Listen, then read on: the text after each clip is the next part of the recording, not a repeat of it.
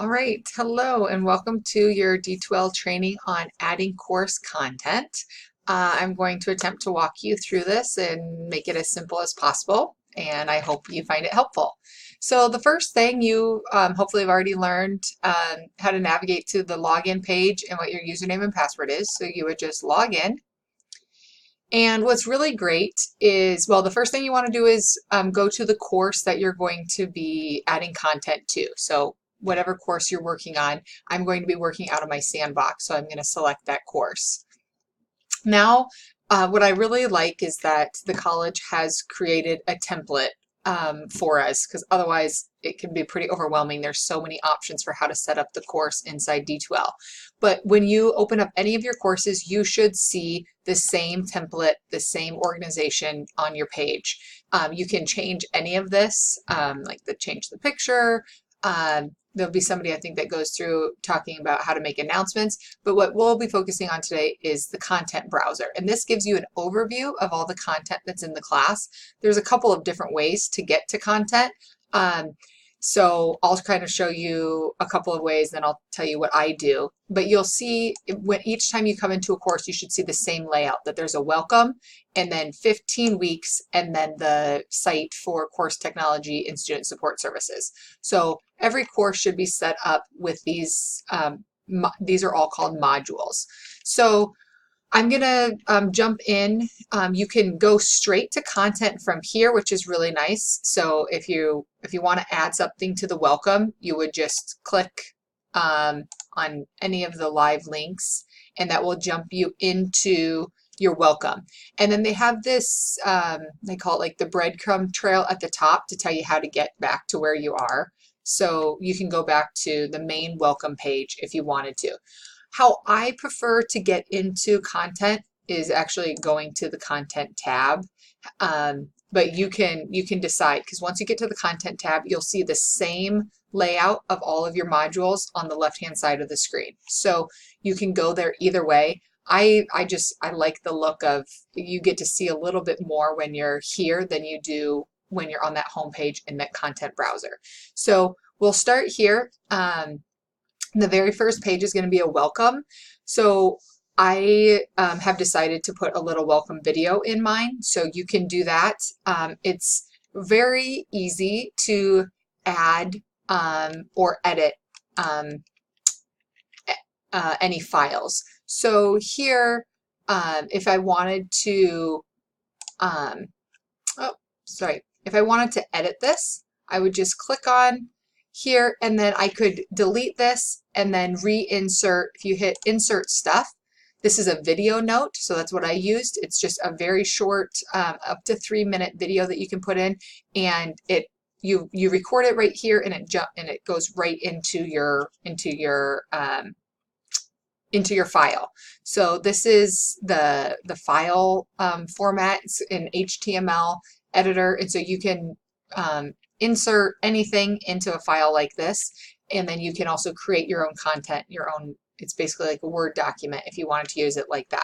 So if you made any updates, you would just hit update, and then down below is anything else that is on that welcome page. So you'll see here it says additional course documents.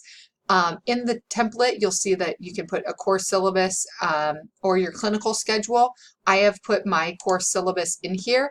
When you click on it, there's going to be a placeholder, so it would probably be empty when you first click on it. So then if you want to edit that file, I'm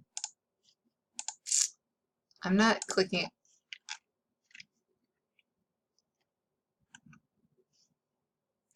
So if you wanted to edit that file, you would just go to change file.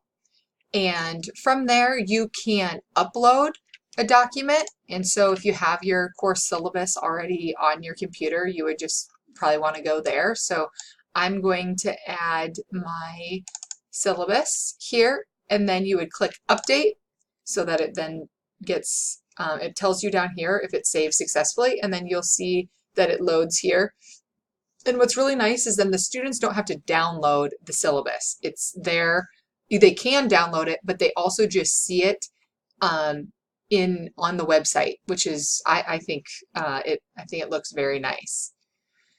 So it's going to take a few minutes to load. I don't have to wait for it to load. I can go back and I always go back to see everything that's on that page. So then you see that you've got my welcome video and my course syllabus. I don't need a clinical schedule for my course, so I can delete that topic. Uh, there's two options when you delete it. If I had already uploaded something there, I can remove the topic, but it will keep that document in my, it's like called a file manager on, so you still keep the document itself, or you can permanently delete everything.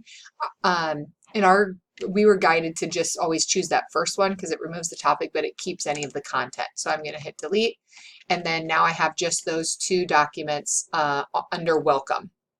So then we'll jump into our first week of content. And there's a lot of different things that you can do in terms of content and how you want to add them. So I think the easiest thing to do is go to upload. Well, first, a template.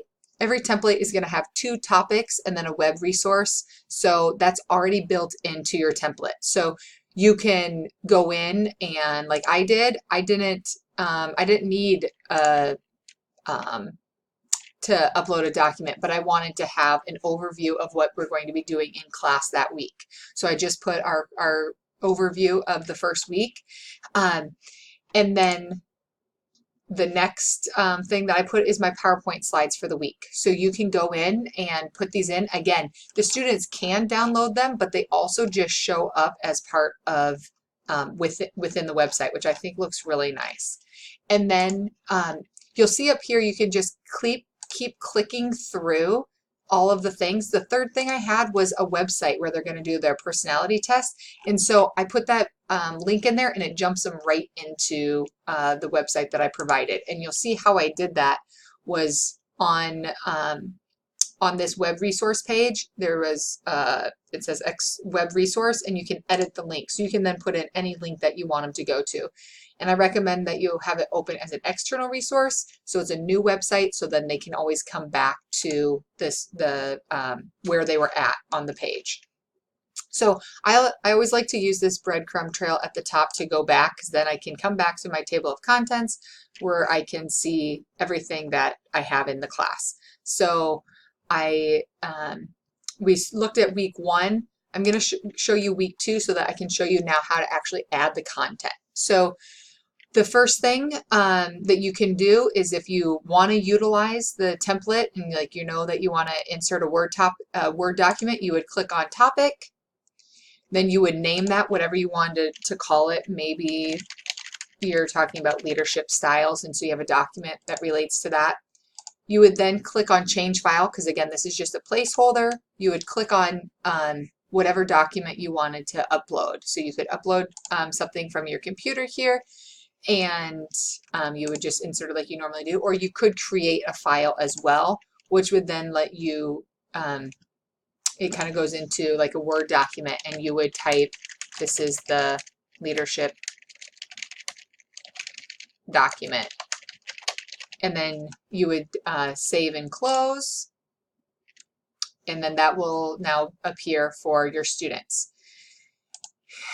You can go back and see what else you want to have them do in week 2.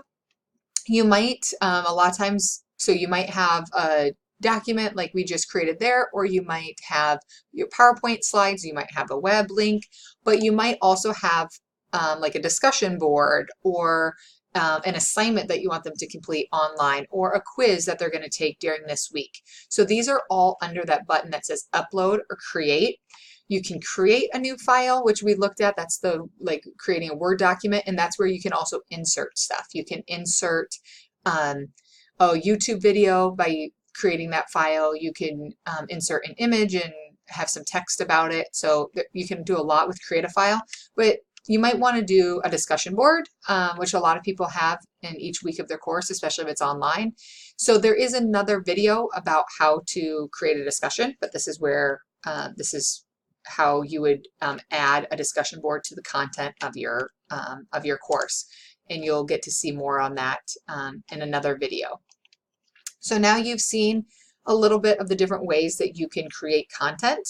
I hope that you found this helpful, and there's going to be a lot of help and support along the way if you have any questions. Thanks.